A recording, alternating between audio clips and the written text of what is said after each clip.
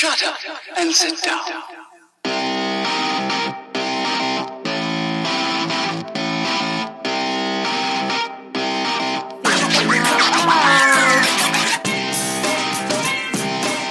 And we are live.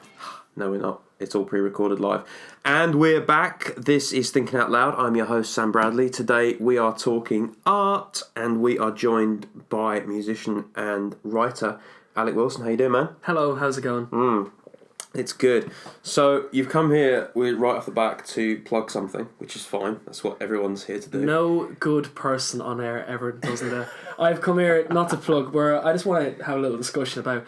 It's an ongoing piece of writing I'm doing with a few people at the moment on what makes good design. Whoa, that's a loaded question. Right there, I would think. It's almost like I intentionally did that. Almost, to stir up it's almost really... like someone's going to try and sell this on Kindle for like 99p. Someone will hear like my title and just go, oh my god, I don't care what the content is, I want it. What is it? So you're relatively new to like artistic creation, because I know you're a musician and you've been a copy editor. And you got a degree in English literature. A little bit like, in Chitty Chitty Bang Bang, the granddad who like suddenly comes out and he's dressed up as a Boer War survivor. I'm not there yet, but Yeah. No, that makes sense. Yeah, that's kind fine. of. Cool. So you are a writer and you're a musician, but you've come to visual art, I guess. I've come to visual art quite recently, probably in the last 2 years, give take year and a half, 2 years. Always, you can't avoid it. It's all around you. All that bloody art is all around you. But I've begun to get a more concentrated interest in it over the last year and a half. Piecing together things I guess I already knew, things I was reading, things I was interested in, and kind of just piece them together. I've actually even begun to make a few things, believe it or not. Wow, so you're balls deep. So I am basically the next Picasso. No, I'm not claiming any kind of artistic credit, but I've really found a kind of a resonance with it. The more I learn, the more I discover I don't, which is the old adage. And I'm lucky enough to be surrounded by some really talented artistic people. And it is a very arty place. It's incredibly creative place to be. So what kind of stuff do you make then? What do I make? Do you paint? Stop shifting your seat because I can totally hear it. I make pieces that begin as text or words. As a writer, I suppose my most natural beginning point or starting points. From that, I like to deconstruct the words, see their meanings out of context in an abstracted way, and then looking at the words. So instead of assuming that I know them in a mental way and hearing about them, just looking at what I do, breaking the words down physically, looking at them, and using different substances to get this done. So pieces of charcoal, bits of chalk, pen, etc. So it's kind of, I guess it's a branching into the making process, sort of. Does that come from? So where in this timeline did you start making art before you started writing this piece, or did you start writing and then decide to try your hand at it? It was I think this piece on design came a little bit after my recent works. I began to make them one night, just kind of got a bit irritated at the fact that, waking up every day going, I really should make something. So got tired of saying that to myself, and in place of not doing anything, I did something. I made a few pieces that I couldn't quite communicate through a song or through a poem or through a piece of prose, and said, okay, what does it look like? What could I, in my limited, or so I believe, limited range of abilities, with when I put hand to paper or whatever other canvas is available, how can I make this an expression, and does it get me closer to what I'm trying to say? Or I don't know, it's a step. I think it's quite a piece, but you're trying to get your feelings out there, trying to get those feels done, which is what you read about all the time, man. Like, it's as satisfying as it is aggravating, which is that's true of all art though. Yeah, definitely, but I think it's knowing that and actually feeling that are two different things. Appreciating that art is aggravating is a given, great, but so is I hear it's cold in Antarctica. Have you been there? Have you tried that? I mean? Yeah, I get you, man. It's a different sort of aggravation to music, but maybe that's, I've got many years of playing music, and I'm used to, you know, how to tune, how to write a 4-chord piece of music, how tie it together. There are like inherent rules of play that you learn the more you do something I've never made before, and there's freedom in that. But there's a sense of kind of, you enjoy it, that abyss. You enjoy trying to find your way, skirt your way around. But it is not terrifying, but it's quite isolating. But the more you do it, I think the closer you get. You know. Yeah. Right. And yeah, it's quite a nice feeling. And my piece isn't necessarily about how I felt, my journey into making stuff. I'm happen to be very interested in what, you know, I suppose it began, what was it? I had this idea a couple of weeks ago that if you have a table or a surface or a gallery or any kind of agreed environment, and you have a number of items that are well made, so well designed, aesthetically pleasing. So if we agree that the term aesthetically pleasing is, say, for example, the world famous Coca-Cola can with its, you know, with its famous red shade, with its fonting, that next to a Braun radio, the ones made back in the 1950s, the simple ones where the on switch was the volume control as well. Oh right. Simplicity. And they'd have the two knobs on the side, and the one was tuner and one was one's tuner and one's volume on off. So it's great. I mean, it's you have the ability to have innumerable amount of options on the unit itself, but that visually and through use takes away from the pleasure of listening to your favourite show and also listening to radio. Yeah. So the designer of that had clearly gone, well, let's just make it about the user and the item. Nothing else, nothing more. And that's like a weird thing that... You know, you were talking about that radio and how it's sort of come to fruition because it's built for the user. Yeah. That's still... I guess that is good design, isn't it? Because that's still what they think and talk about. Like the iPhone, for example. Yes. He says gesturing with his iPhone. Yeah. Pimping Jay-Z Gold, by the way. Yeah, man. That's a design classic as well, isn't it? People say that it works. Because I remember when I got it and I had the nerd at the bar. Yeah. And he explained to me that the reason that it is the dimensions that it is because the average person can move their thumb from this position down the bottom right up to the bottom left or top left and top right or bottom left if you're a southpaw. And that's why the screen is that shape. That's the same thing, isn't it? That's a design classic. It's really smooth and it's moulded to your hand. That's the same principle, correct? And it's also... in terms of interface, that hasn't changed between probably iPhone 4, say? Yeah, not for a long time. Well, that means, I mean, probably, I know that as they advance in their apps and whatever else you can have in them, it's as skinny as it could be, I'm guessing, to contain the... do you know what I mean? Like, new ones are pretty fucking thin. This one, though, this is the 5 SE, and I think they're not even paying us. We should... And we're talking about Apple all the time. We heartily endorse this product and our service. This is one. The model, the next model was bigger, and then they found out that people actually like this shape. So for the one after the one that's after this, they brought back the size to the 5S. Okay. And then put all the new brains inside it because they found that this shape. Yeah. The classic iPhone shape, not the phablet, the phone tablet shape. Yep. This is the shape that works for the consumer. So I guess it's a sort of the same thing. It's not exclusive to it's designs of yesteryear, like the Coke bottle and shit. It's great to bring it up because it's a very relevant piece of technology. It's probably the most popular phone across... Yeah, for sure, I guess. It's definitely the most popular phone right now.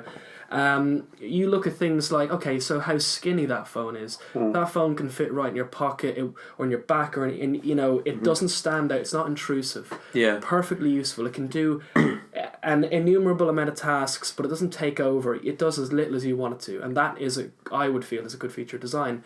It's classic, which falls under kind of like a branding. Define classic though. That's like classic. A really broad.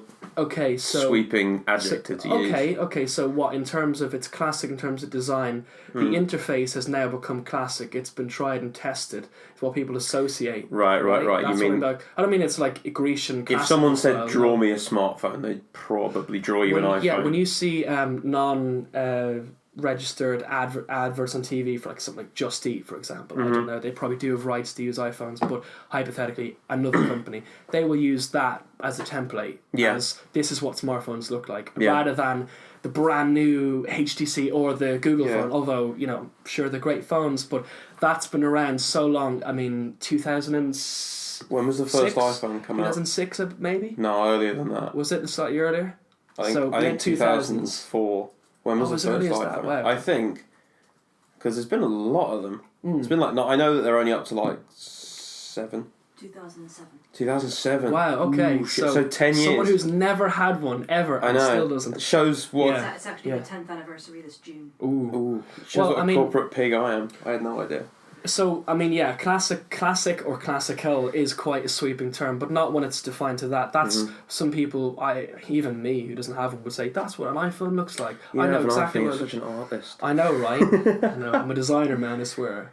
I used to be that guy. I used to be friends with loads of people who knew about computers. Yeah. And they all said, oh no man, you want to get an Android? Yeah. Because you yeah. can do so much to them. And I bought an Android. Oh right, And it was great. is this the same argument that when Windows 7 and 8 came along, those people turn around and go, oh, it's too easy to use it now, and you go, what? Yeah, Excuse yeah. me, what? Do you want to be reminded of the fact? It's weird because when Apple were still making those big dumpy computers, Yeah. their mission statement when Steve Jobs was the CEO first time around was to make computers indistinguishable from household appliances. Like he said, everyone can come into a house and use a tumble dryer and just use it. Yeah. He said, I want to make a computer that can do that. And that's very interesting you bring that up because that reminds me of two things at once. There's a Oh, magazine. that's There's brilliant. This is why we have 'em there's a on. Go. magazine called Kinfolk. It's a lifestyle magazine started by an American. We can get the name up later. Design magazine, but really it's a lifestyle magazine based on the principle of hygge or hygge. Oh, this is the Danish thing, meaning comfort? It's to do with, my understanding, this is just my take on it, it's the emphasis is on your life. Good design in this principle means that the less clutter, the less reminders of we need other things to satisfy our needs and wants and whatever else. Obviously, in 2017, we have the ability to have smartphones and various items around the house, DVDs, shelves, everything else. But wouldn't it be better if you could just live and when you need them, they're available? Isn't that what William Morris said? Don't have anything in your home that you do not know to be... Yeah, you do not know to be useful or consider to be beautiful, or it might be the other way around. He was... Yeah, that was same principle. It's implied by his work and by his home designs. There's the embrace of nature into the home to kind of you look at his famous wallpapers of floral motifs. That if you late Victorian era, it sort of as they've had decades of industry from the movement into the city. You're surrounded by factories, and I think the idea is to sort of have a sort of a sense of freedom, poetry even in one's house, sort of inspired by Blake kind of ideas of freedom, innocence and experience, right? At the same time, you needn't to be young to be experienced nor old to be experienced, or vice versa. It's the duality, in fact. So how does that go back to hygge? That goes into it when we're talking about the idea of the simplicity in design. Simplicity in design and the living in a home, not being reminded of the need to rely on other things. You are perfect. I don't know. That's okay. So what was the other point you said earlier? That was like, okay, that reminds me of two things: huggy and and I'm gonna make it my mission to say that word like 1,400 different ways. Yeah, this so like hygge.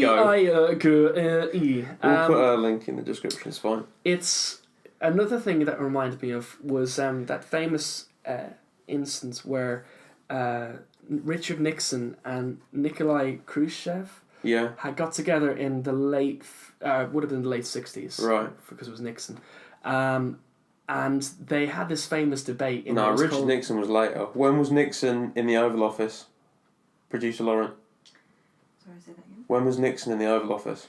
So it was Nixon and Khrushchev at a conference, a debate on a TV set called The Kitchen, and it was in Moscow, this particular one, and the idea was to They got celebrate. Rich Nixon on a Russian cookery show. It's not a cooking show. It featured a kitchen. That's the whole idea, to celebrate American lifestyles in a kitchen. Right.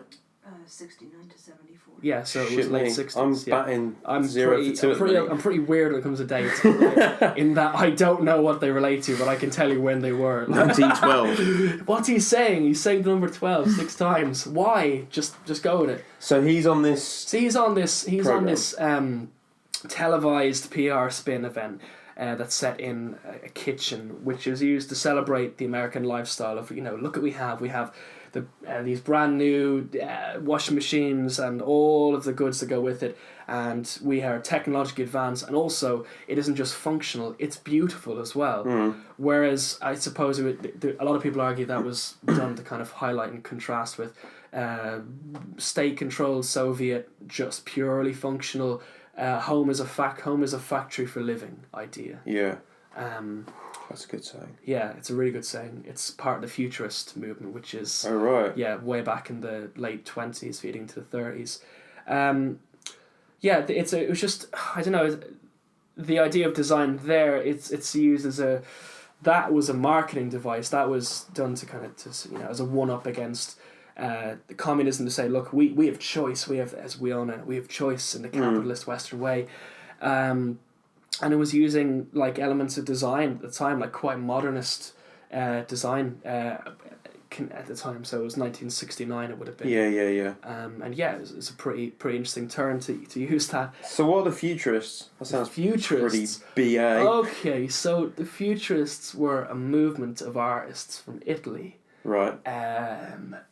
Who believed in reinvigorating the sense of self within Italy.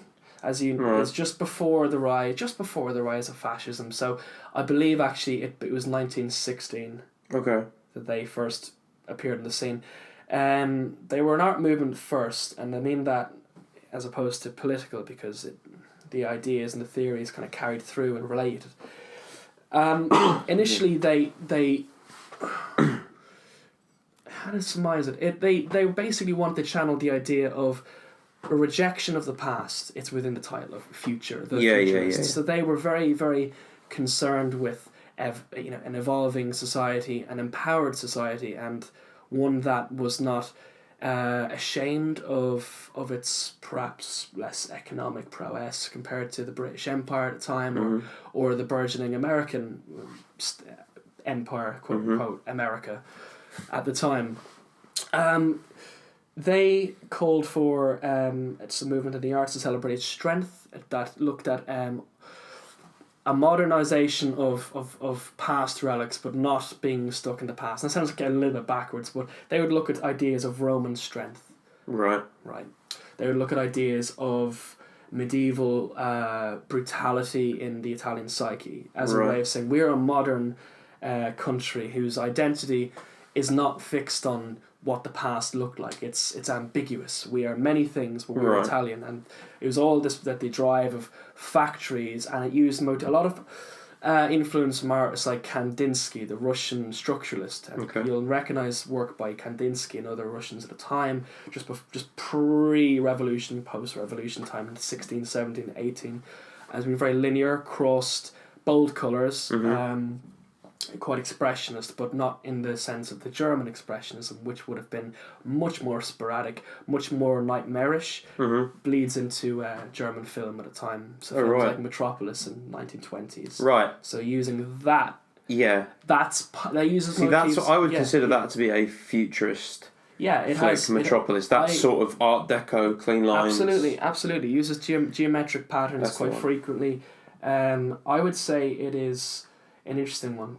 That is a largely called expressionist because of the how do I even call it? You look at scenes such as Edvard Munch's The Scream. Yeah. Right. Seen that. Yeah. Now that is a set amongst the sort of impressionist, hazy backdrop, but the emphasis is on the figure at the foreground screaming, famously, mouth open, but it's not photorealistic. Of course it's not, because ding ding, this It's was abstract made. and it's It's an impression, we, right? we call it, and it's an impression. That's the bang word. At this time, photography had been out 10 plus years. Yeah. What are artists to do now that we don't need to capture life? Yeah. Oh, we have a camera to do a landscape. We have a camera to do a nude. We have a camera to reinterpret what we see. So perfectly. they have to they have to find a new way of interpreting it, because it's no good being a really good watercolorist and painting. Yeah. Someone can just snap. Absolutely. Or go behind So that fucking cloth for an hour. The emphasis is no longer on precision of you've a trade to capture a moment, but instead, guess where we can go? Our imaginations. That's why later on with your cubists like Picasso or Braque, you have the idea of seeing in 4 dimensions. How can we see? We've the Renaissance. Alberti in his book, his treatise on painting, tells us about what perspective is, how to apply it to painting. We get realism in painting, we get depth of field. Now, cameras can do that, great, they can focus, they get that effect very easily. So what do? We look in. Right, at what we see of the world, how we see the world. Absolutely. Leads to the period of Impressionism, which is your Monets, Manets, your Renoir, obviously, famous watercolorists, using almost surreal, but not quite yet surreal, because they still were capturing the essence of almost parochial life, country living. You look at Van Gogh stuff. It's none of it is. So is Van Gogh? Jarring. Was he an impressionist? He was an impressionist. Right. Think of Impressionism as just after the dawn of photography. Everything gets a little bit cloudy. Now, if like me, you've got poor eyesight and you have the option of having sharp vision with glasses or soft focus without, that is the distinction. One is pillowy, beigey, very soft, summery almost colours. Water is used as a sort of, it allows itself, like in Nirvana's Come As You Are video, the trickle effect on the camera to blur edges. And it's very dreamlike, in fact. It's like you look at Van Gogh stuff, it's naturalistic, however, it's not attempting to be photorealistic. Yeah, because it's not like, I've been to that museum in Amsterdam, and I visited that museum and I saw a lot of stuff, and it's not great in that it's not real. You see the picture of his bedroom, and like the bed is all the legs are all different lengths. Come on, man, try. No, I'm kidding. That's an impression of that room. Yeah, it's how he saw it, maybe because he had bad eyesight or whatever. That's how he felt about the room. Here's another way to look at it. So that's a really good point about his impression of the room was X and Y and Z. Now, if we see in Van Gogh stuff, which is really generally disproportionate objects where he draws objects, starry night sky, famous painting, is obviously, who could see the sky like that? But we see it almost like what I'd interpret it to be, almost like tear-strewn versions of the outside world. Why do you... we can look into the artist's background, we can look up with this context of when they made their work, but it's interesting to kind of get to the mystery, try and wrap what the artist was thinking. Is that art to you then? Is that art? Art is many things to me. Art is... Shit, I did it again. Okay, what is art? Okay, I can't... It's a really nebulous question. It's an ever-ending question. Can I give you what I think? Yeah, of course. Art is. Go for it. And I think... I can't remember if I heard this of someone or I just thought this up, but art is the conscious desire to create an emotion. So if you want to make somebody angry and you paint just a big red square, if someone sees anger in that, then that is art and you've succeeded. That's kind of my go-to answer when someone asks me such a bullshit question. Well, that annoying retort to that sort of statement. There are no wrong answers, but there are definitely. There are. Art is. I don't want to have one statement. What is it to you then? It's interchangeable, is what it is to me. To give you a really dickheadish answer to that, right? It changes day to day. It's smoke and mirrors. Art is a means. Art is a means of expressing yourself, and I mean that's as simple as it can be. We agree upon language. So you see art in that. You just said that art is a means of expressing yourself. Does that mean you see art as the means, not the end? I mean, is that the problem? No, because there are no answers in art. Oh fuck! There you go. If you open the door, I walked through it. I'm here all night. Okay, I recently I recently edited some work with an artist friend of mine called Toby Rainbird Webb. Who we've Check had it on the out. show before. He was a previous guest on the show, and we spoke about a thing called visual language. Right. Visual language, to put it one way, is you read a book in English, it is written in English, you read through the pages, which are just illustrated through movement, by reading the letters and agreeing through what we've learned in our education or in school education, or That word environmental. means that. Yeah. X word means X meaning. Now, in art, there are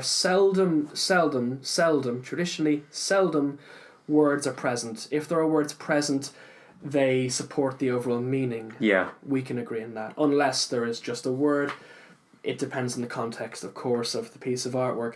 Where there is an absence of words, which are didactic in their meaning, we take one or two meanings from them. Art does not do this. Art uses itself to say what it is saying. Now you, the viewer, are free to interpret what that meaning is. There are 100 different responses to one painting by 100 different people, potentially. You will get a different response. What maybe comes down to effective art, good art, good use of visual language, is expressing a very, very inherent emotion of the artist, which resonates with the world. It strikes a chord, for example. So, oh my God, that moment you look at Guernica by Picasso, painted in response to the Nazi bombing of Guernica in 1936, 38, not quite, 36 I think, but tester for World War II. And it's a horrible, horrible, nightmarish landscape of people, animals, and a village being torn apart beyond repair. But it's death in a moment. However, hang on a second.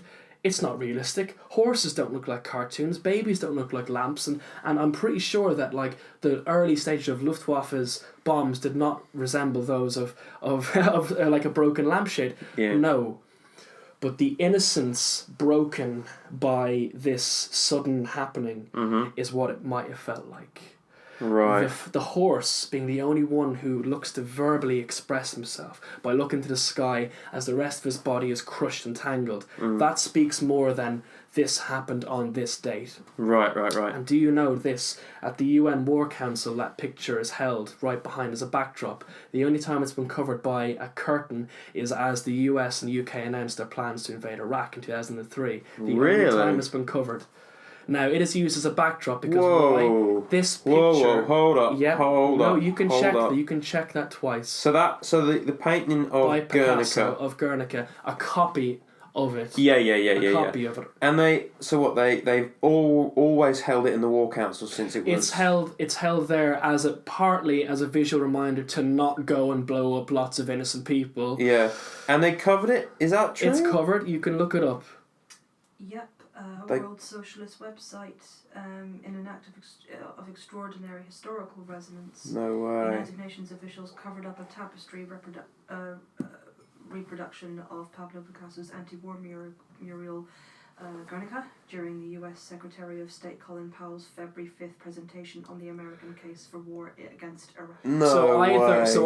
Either Colin Powell hates Picasso or they wanted to justify a reason for war. That is nuts. Now, to move swiftly back to the point of what so the visual language of this is 100 novels, 100 dictionaries, everything, because we humans see colour, we recognise tone, we perceive feeling as well, don't we? Through it. We know that whether Picasso did this with his feet or his hands or his eyelashes, he made it.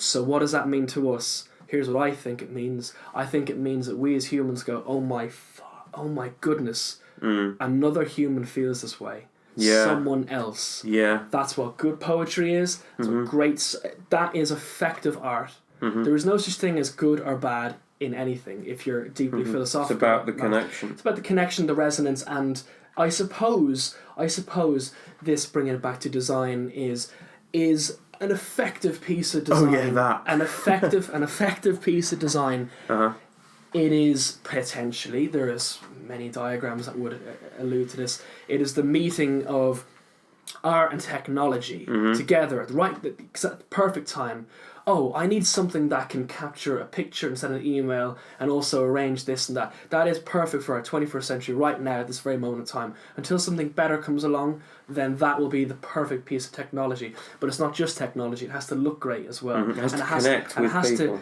Has to be a piece of status as well. All good art has, in fact, in the past, a great painting, a great thing hanging in the back to show your friends, status. Yeah. Yeah. And if it doesn't, now I'm not going to get caught up in saying that only people use art to look wealthy. That's not true. Wealth in money or wealth in culture or wealth in knowledge. Mm-hmm. It shows you connect with it. The person who has a picture of a rally car to the person who's a picture of a footballer are saying two different things. Mm-hmm. Not that they only align themselves, but these are central to what they align. To the Catholic mother in Spain who has a picture of Jesus, to anyone else who has a different visual presence or motif in their house. It all says so much, and I think there's another piece when it comes to design, the inherent message behind design. A Greek philosopher, Horace, once said that the art lies in hiding the art. Right? Now, you don't realise why it's so great, why the design is there, but it's there. It hits you. You can't tell. Why do I love this Coke can so much? It's perfectly balanced. It's been tried and tested. We can go into, which I realise we're running into time now, but in my article, I do wish to explore, not just from an art point of view, not just from what based on art history works and doesn't work. I've got mathematicians and psychologists to give me their breakdown of is there an actual formula for this? And that brings us to design, which is kind of what we sort of spent the last half hour getting around to. Is you have been looking at a lot of design and sort of what actually makes good design, not in like an advertising sense, but as a piece of. Because I would say art and design are two different things. I would say art is more free flowing. Mm-hmm. It's like art is almost like the egg and design is the omelette. Do you know what I mean? You have to be artistic to make a good advert, for example, or a good logo or something. Yeah. But there are rules that are obeyed more in design. Andy Warhol was a designer first. I can see that because like a lot of this stuff is grids and shit. Well, a lot of the stuff, and people was that the most ill-educated sentence ever? Well, there's no such thing as being right in it, and I think that. Okay, so pop art, that's what he's most famous for. Just a little bit. Like, he's pretty well known for his old pop art. He reflected absolutely what was going on. People who at the time, his critics who said it can't be art because he's just showing advertising. Advertising isn't art. Mm-hmm. And he said, well, it's not art. It's not art by itself. By itself, it's not art. But your understanding of it is perfectly artistic. But your understanding of it comes through the product.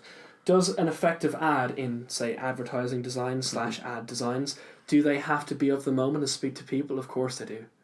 Of course they do. If something is out of time or out of touch and doesn't resonate, how can it effectively sell? If you're an advertiser or marketer, you have an art team who aren't just going by the books. Mm-hmm. They're taking risks. They're gambling. Mm-hmm. They're going, right, this is popular now, but what if? Yeah. Now that is not the difference between a designer and an artist, because you can't divide them. They are synonymous. Mm-hmm. I would offer that it is art and technology makes design. The two things. Yeah. Now art, I would consider anything art to be messy. Sort of, that's just your phrase, and I agree with it. But I also don't necessarily think that art has to be in that way. Mm-hmm. I don't as yet. I'm in the middle of getting through this, and I'm not. My mind is not made up, and I do not think that this article will make my mind up. Are you just writing free? Have you not got a point you want to get to? Is it going to be a one thing, or is it going to be a series? It's probably going to be. It's probably as I get into it. As my interviews get longer, and even doing a podcast to try and explain myself. Yeah. It's clear that It's a much longer journey than I thought it would be, but I'm happy to go on that. It's much more convoluted than just saying, is there a recipe for good design? And I want to get a rounded point of view from as many different individuals, from as many different fields. So who are you talking to then? At the moment, I've got an artist in Bristol, a photographer who's got a residency in Spike Island. I'm going to be talking to him about his practice, his background, what he feels in his work, and outside his work what makes good design. Okay. I'm interviewing a man who was a bin man for 40 years. Okay. And I'm going to be talking to him about his experiences. And I'm going to branch it in. I want him to talk it out, and I want to have a discussion with him as someone who has not yet ascribed to me his affinity with art or design, and I want to see what he thinks, because he is, just like you and me, a human being, and he uses things, he buys things, he is sensitive to the world, and he possibly is one of the better people to talk to about it, because he doesn't have, like, I'm tying myself up and getting tangled with dates and like knowledge and learned and read things. He doesn't have that. Yeah, he He's just got takes it freedom. at face value. Maybe he's the real artist in this. Maybe. I mean, but it's unlikely. I mean, if he whips out a bit of gold, I'm gonna pitch it. But it's an exciting process, and in my there is a it's not altruistic in any way. No, it is in the sense that I hope to have some kind of research that others can find beneficial. If they don't, sorry. There's your I eyes. never set out to help you. You're also editing, as regular listeners will know, we have Toby on quite a few times, and when he's not watching comic book movies or dabbling in the occult in Jersey, or making really good fine art. Yeah, exactly. He's making really good fine art. You're editing his book or essay series? There's an essay series that Toby has been writing in recent months, and we have worked together on parts of that. And there are maybe talks about a co-write, but at the moment, yeah, I know, right? We've got Toby coming on. Not the next show. The next show is going to be the fight build-up. I think the one after that, he's coming on with another artist. You should get Toby on to talk about UFC. It's like me talking about comic books. Nah. Well, Sorry, Toby. I guess some things aren't unfair with this. Exactly. Exactly. There we go. I'm the man at the middle of the web. So, you're working with Toby. Jesus. I'm working with Toby. I'm working at the minute. I'm working with a few people. As a writer, I'm doing a bit of copy for a few different clients at the moment. Yeah, I mean that's serving to be part of my research, but directly, because I don't want to take the argument that everything is a document that I use to help me in my understanding. That's great, but what are you actually doing? I'm interviewing a couple of different people across a range of different jobs and backgrounds as a means of getting a fairly rough but interesting and original take on what makes good design. See, a lot of people have a lot to say about design who are designers. It sounds and that doesn't like interest me totally, because I can read their words and I know that they've got a degree or they've spent X amount of years working in it. That's fine, but I am new to it myself. Right. And I don't come from that background. I'm what maybe, if I do make a bulk of art, and hopefully that does continue to happen, I'm what you consider to be an outside artist. Didn't have an education in art school, but I don't want to, I'm not celebrating or neglecting that. That's just the case. I did English and sociology at UCD, top rock. But I'm interested in seeing what a lot of different people think. Yes, artists, but also not artists too. Not people who are practicing it. See, it sounds like you're doing with this essay what I do with this show. Right. In that I don't really know a lot about art or like the robots that are coming to get us or child abuse in Jersey. So I get... Do you know what I mean? You find people who do know about it and you talk to them, and in talking you produce a piece of art or something, but you also get something out of it. Like I learn about the fucking dark web and shit. Absolutely. But it sounds like that's what you're doing with this essay. Like you obviously haven't had your mind made up, and you're not going to make it up. Through my exposure to different areas of art and through meeting and working with different artists and creatives, I have a few ideas and a few leanings toward what I think. But the essay really shouldn't be what I think. I want to make it a little bit more objective, because I'm not trying to take the wildness out of art, but discipline's great in creativity. Honestly, that's knowing when something's done. Well, one thing I've learned, knowing when to look away and when to put your editing eyes on. It's so important. Staring at a painting too long, as the saying goes, you'll never get it finished. You can always add more layers. Knowing when to walk away is a great thing. And part of this, I suppose I'd love to learn more about design, and to do it in a kind of what I would feel a rounded way. And if hopefully what I have, the finished product, is of any use to people who want to know more about design, fantastic, because I want it to be quite broad and quite... I suppose quite. Who are you writing for? Are you writing for people I'm that? writing for my. Well, for my. Are we talking about the research piece? Or? Yeah, your research piece, your solo piece. Yeah, my solo piece is we open primarily.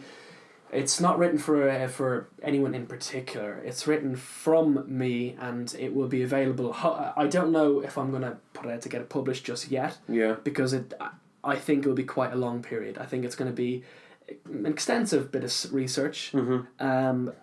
I would have it on my website, Mm-hmm.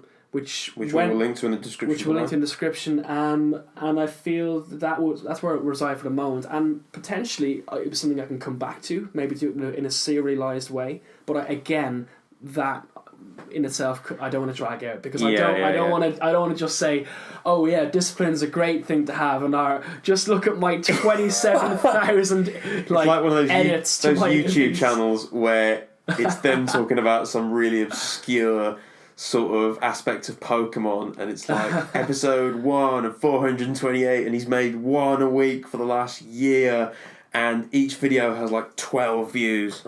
You should do an audiobook. That could be great. That'd be pretty good. So yeah, it's basically what we've done tonight. It's exciting. There's, I even have a stack of books here I want to talk about. We can't to bring them in. Of course we can. Fuck it, bring it up. Bring what do you them want to talk about? What are we going to talk about? Because we still haven't really got to the bottom of like how design and art link together. And I think that's something that you were. We kind of have. It depends. Have we? Fuck! It's been so long. Well, it's not direct though. It's not. There's no hard rules with this. You know. Mm-hmm. That's. I think maybe inherently I'm trying to give it a rule, which sorry, I'm for ruining art. Everyone. So hey everyone, walk this way. So what it's have you real brought? Easy. I've brought a book I'm reading at the moment. Virginia Woolf, A Room of One's Own. It's an essay. Would you recommend it? Would I recommend it? It's great. It's Virginia Woolf. It's Virginia Woolf. Virginia Woolf being humorous, which isn't something you see too often. Obviously not. Is that an early work or a late work? Or? Mid-career, like 28. So she died in 40. She suddenly got funny. Like a year. Well, she not. When I say funny, book. it's a very serious essay about. It's a feminist quote unquote essay written about the fact that even by the late 20s, surprise, surprise, they still don't have it now. Things aren't much better. She is decrying the inequality within the art world, even as a female. Being invited, as she says at the beginning of the essay, to an academic dinner where she and her female counterpart aren't welcome to dine with the men. She talks about what if Shakespeare had a sister. Right. She may have heard before. Right. Would we read her text? And she feels we wouldn't, because she would have been kicked out straight away. She wouldn't have had the education. It's a very dense read. I'm about a quarter of the way through the first essay. But it's... Do you think that's an issue that's been resolved with the arts today? No. Really? Not at all. Look at Guerrilla Girls. Look at Guerrilla Girls are a movement I've been turned on to quite recently. Anonymous group of female artists originating in the late 70s, 80s. Okay. Guerrilla as in like... Guerrilla as an extreme warfare. Guerrilla in the mist or... G-U-E-R. Got it. G-U-E. These anonymous artists in this collective called... They get together to highlight inequality within the art world towards women. The famous piece titled Benefits of Being a Female Artist. And have a list. Never be taken seriously until you are dead is one of the top ones. So it's still an issue then, gender inequality is still an issue? Absolutely. That's another podcast. That's like... Oh my God. There is such... You go into Artsy. Right. And look up the top... It's where people can go and 10. Sell their art. Go right. and fucking for hundreds of thousands of pounds, yeah. It's where you can buy some Picasso and also not leave the couch. Wow. Yeah, that exists.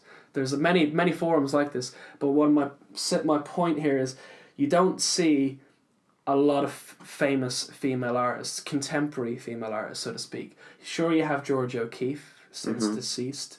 Tracy Emin? Tracy Emin is still alive. She was a YBA artist with her famous Bed 1998 piece. Yeah, there's one or two glimpses in recent years of breakthrough female artists. But it's a statistical nightmare. It's far outweighed by men. Men control it. Yeah. Because at its heart, and if we want to get into this, the art market is by its nature a capitalist venture, Right. which itself is it's ruled that the value of money. The people in these positions have been there for many, many years, and it's disproportionately male. I don't know what else to say. I really like it's absolutely it is the exact. To look at it this way, the art world is not separate to the human non-art world. Yes. The black and white world, but because guess what? We're surrounded by art. We're surrounded by the possibility. Yeah, the art world isn't a physical place except for the paintings. It which is are the bought. world. So it's the world. It's an area. It's a section. It's a commodifiable market. That's what the art world is. Sadly, doesn't have to be. Doesn't have to be. Read John Berger. It doesn't have to be, but what's John Berger? John Berger Can't just throw is, shit out. You have to back it up. Who's John Berger? John Berger. Tell me a secret, art wizard. To back up everything I say, John Berger was recently he passed away in January of this year, at the age of 90. He was a really, really esteemed art critic and writer. Okay. And artist. For who? Who was he an art critic for?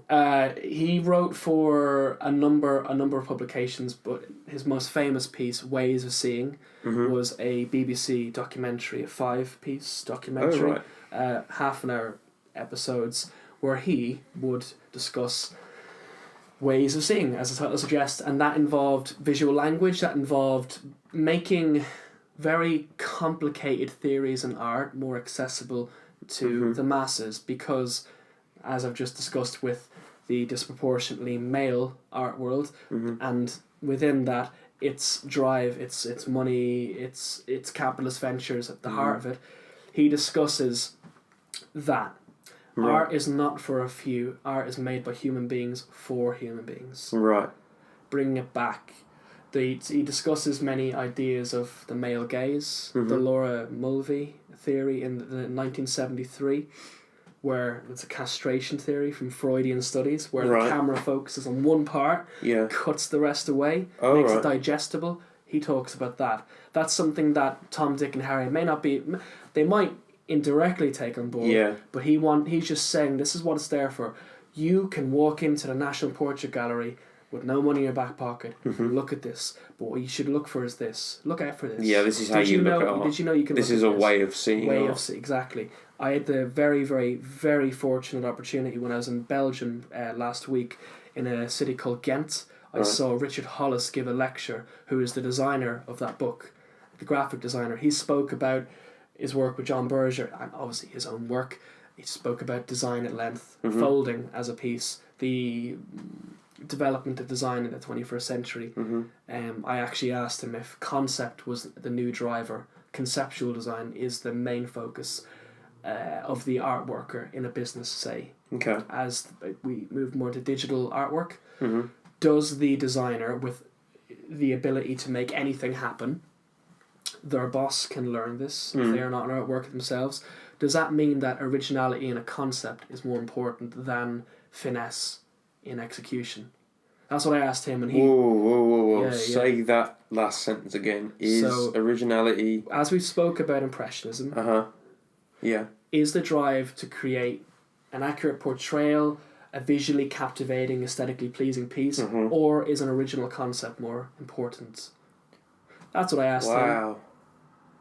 So... And he felt concept was bigger, which I think is a good... Having an original concept. Having original concept and we're still, I feel, in very much in the realm of, you can call it postmodern art. I feel it's conceptual art. I feel that one piece is not the piece, it is a step to the next piece. Right. There's a continuation of narrative. That's what I think part of conceptual art is. But the and concept... you think that we're more there now from where we were 10, 20 years ago? Yeah, I mean, well, conceptual art had its roots in the 70s through the work of, famously, Yoko Ono, and then in a number of British artists in the early 70s through to the 80s. And it was a reaction to, we've done everything that we know of with technology. We've played with colour, we've had Impressionism, we've had Fauvism, which is, you're familiar with Matisse? Yeah. Bold lines, bold colours, primary colours. It means wild beasts in French. Yeah. Right. And it was about being a bit out there. Yeah. Right. Now that... Jesus, like talking to Wikipedia. Okay. Now, yeah, but it's like talking to Wikipedia if someone keeps clicking different links. Yeah. Right? Like, He just carries on clicking. So the the thing third about link. Picasso is that McDonald's was founded. But to be succinct, okay. So yeah, what I'm trying to say is Don't that talk from behind your hands. as technology catches up with art, art has to go, shit, they can do it now. They can do it now. Oh, right, what okay. can we do now? Sort of. That's not what they teach you in art school at all. But the inherent drive to be original, to either sell yourself for money or to be original. So I guess that's the thing, isn't That's- it? It's like any kind of... I was going to sort of ask you about... I was maybe going to try and bait you on art school. I'm not going to do that now. But the act of original concept being more... It's you've got to have the idea to then execute. You can't execute no idea, or else everything you ever do will always be a remix of something. Yeah. And I guess when you go to art school, the people that get the most out of art school are those who can create original concepts, as opposed to saying, I'm just going to do like a Damien Hirst, but with absolutely. lines Well, or it's whatever. just like, in some ways, just like the stock market. There is logic behind it, obviously. Mm-hmm. You base it on people's... I don't know, No, man. but hear me out. Being good at maths doesn't make you good at stock. Yeah. Being good at drawing doesn't make you good at art. Right, yeah, exactly. No. Being good at guitar doesn't make you a Being musician. good at guessing doesn't make you good at art either. Because you have to be right now. That's what art is. Right now. That's what art is. That's art. That's art. That's art. That's art. Right now. And that doesn't mean that, And that's the title of the podcast. Matisse's piece, later piece, as he was dying of kind of horrible final few years, but worked to his dying day, just like Picasso, just like all the boyos in Spain and France at the time. But it's making something of the moment that absolutely speaks of the moment, and you can look at that piece and be taken right back. You look at Francis Bacon's famous triptych of the same object seen... Guernica. You're taken back to that moment. But not that but that moment, this is maybe where... maybe throw my own rule to it.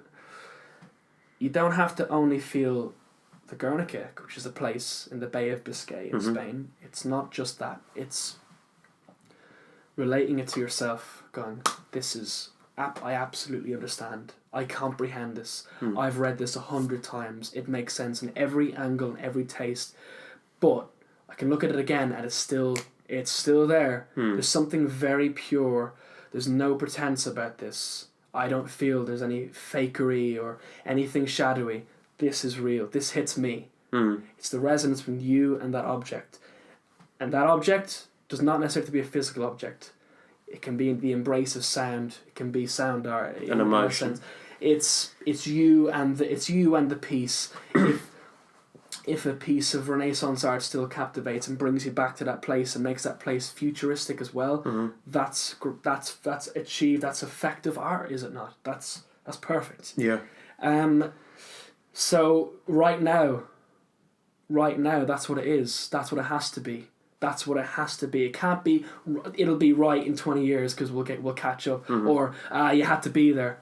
No, fuck that. That's not funny. That's not a good joke. Yeah. A good joke, great humor, perhaps has to be heard by a great spoke by a great comedian, for example. But art itself should be eternal. Captivate. But that was such a good example you just made about like a comedy bit. It's like what's a really great bit? Like Louis C.K.'s bit, where you're familiar with Louis C.K., where he says parents, when they strap their kids into one side of the car and they close the car door and they walk around the car to their side of the car, that walk around is like a carnival cruise, and that's the bit. Oh yeah, and it's not like him saying, "Oh, I can go on these cruises and whatever." It's like you're watching a man's life fall apart. It's an eternal thing, isn't it? Right. Parents are always going to be stressed. Yeah. Do you see what I mean? The emotion is not him in a car. It's like when we have fucking flying cars or whatever. Yeah, it's not that he's loading his kid into the car. It's the... Do you see what I mean? It's the emotion captured within that bit, and whenever you watch that bit, you're taken back to that emotion. That's what's funny. Yeah, because it can take you back there, just like good art. Right? Yeah. You look at Cézanne, I paint another Another. A lot of people call him the father of modern art. Actually, statement and a half. 1870s. Right. I think pretty cool. His paintings of people, their clothes might be dated. The context is obviously historical, but the human emotion can never be dated. It's like hanging Guernica in the war council room. It's like, people. It's an enduring emotion. No matter how modern or shiny your bullets are, they'll still kill people. People will still die. People still are born. People fall in love and people die. Have a few laughs along the way, but like that's life. That's art. That's life. That's life. Yeah. Good night, everybody. 2 podcasts done in one. Design, art, life. No problems. 40 minutes. Yeah. I think I think we've got. I have ventures more into what is good art. What is art? What relates to it? To make good design, it's. I think I'm beginning to feel this. Come back to me in a couple of weeks. I feel that good design places not the emphasis on the object itself, but more the essence of living. That's what good design is. And that's a pretty out there statement. You look at that is an out there statement. Okay, why is the Nike tick on its own? Why is the Apple logo on its own? On a almost like, I wouldn't call it a sea because it's not wet and it's not ripply. There's no movement. There's no nothing. There's just it. It's like the totem, isn't it? It is it. It is it. It is I. Right. That is it. That is connect. That is clever IKEA inspired design. That's everything goes away. The tiniest downsized apartment can be your nirvana if you wish it to be, as long as it allows you to be as much as you as possible. Yeah. Allowing the self to be the self is great design. Be the best you can be. Allowing you to live. If you see something ugly, it reminds you of failure, it reminds you of death, and it reminds you of the possibility of unhappiness, bad things, cruelty.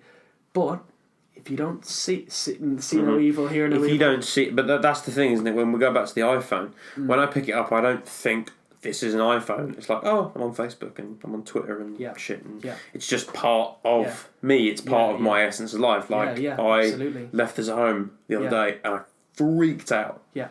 You know what I mean? I went to go out and I was like, oh, my phone. I couldn't. In fact, that's bullshit. I couldn't even bring myself to. Couldn't even get out of the house without it. It's part of it. But here's the crux of that.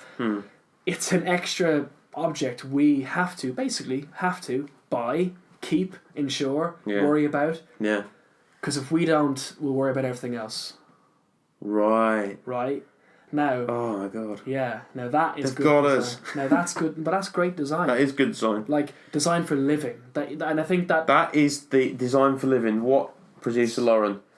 What is design for living, or designed for life, or designed for life? Design for life. That's a motto for something, isn't it? The Manic Street Preachers that are design for life. That famous song, but it's like a design for living. Is that a catch line for a company?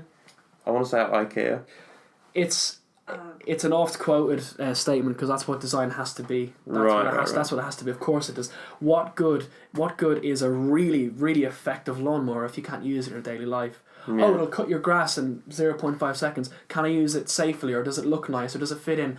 What does it say about me as a middle England family of 2 kids living in a certain part, having this background, having this aspiration? Does it fit all of those? Yeah. No. If you have this, it looks like it's aggressive, or it's bleak, or whatever, or it doesn't quite, or it's very set in a time. Vintage wear. Even that has to be okay. Let's talk about that for a second. Vintage design is It's not the fact that it's cumbersome or it's just old. The only reason we still have old suitcases or old typewriters is because they were perfectly designed at the time. Yeah. For their need at the time. Yeah. Yeah, they're a bit bulky now. It's probably a bit more convenient to carry an iPhone or a tablet or a laptop even in your backpack. It's probably a bit more convenient to do that than to have a typewriter. But for their use, they don't intrude in your living. But when if you have a typewriter, but when people had typewriters in cases, I bet people felt the same way about the iPhone because you can't perceive what isn't there. Do you know what I mean? People can't. They weren't walking around saying, "Can't wait for us to get the iPhone." It was like, "Oh look, it's a typewriter that fits in a case." Unless they're a designer, they'll think that way. Yeah, for real. But the designer will think that way, unbeknownst to them whether they are a designer or whether they're a human being who goes, right, this is great, but do you know what would be better? Do you know what would be better? Isn't that what they say? Genius is seeing what isn't there. Genius is 1% idea, 99% graft. Isn't that what someone said? Just say they. Fucking, they say everything. Isn't that what they say? All those inventors say. Yeah, great. But I don't know. I do want to come back. What might be an idea is I come back later. Bruised and beaten from design. Oh, for sure. With all sorts of marks on me, in and out. Don't. Well, when you finish your book or essay or series of essays or YouTube channel, whatever it becomes, come back in 20 years. Come back. It's all a lie, man. Yeah. It's all a lie. They made me king, and just scream "Beware China" and crumble to dust. It's been a pleasure having you on, man. Thank you for putting up with my avenues. No, it's cool. I just talked. I think this is the least I talked, which I guess some people will be grateful for. We're on Twitter, we're on YouTube, we're on Facebook, and we've got some cool shows coming up. We are officially back. This has been Thinking Out Loud. He's been Alec Wilson. Thank you very much. No problem, man. Thank you very much.